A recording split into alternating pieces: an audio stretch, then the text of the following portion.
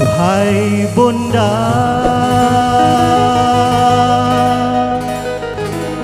duhai Ayahanda, dengarlah rayuan Ananda yang jauh di mata.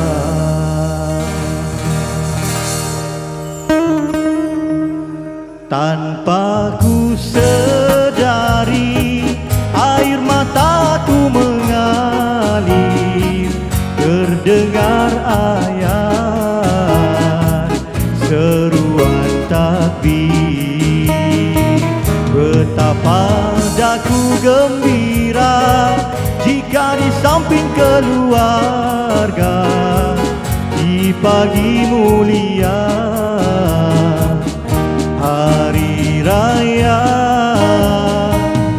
Kan ku sujud di kakimu bila kita bertemu, kan ku cium tanganmu, ku pohon restumu. Oh maafkan daku kesalahan diriku.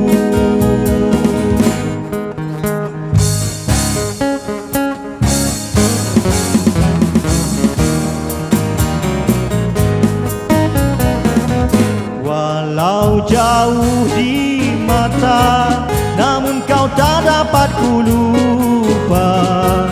Doaku sepanjang masa agar kau bahagia.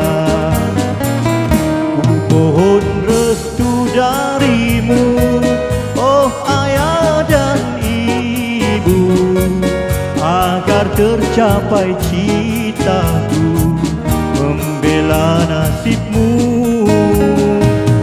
Kan ku sujud di kakimu bila kita bertemu,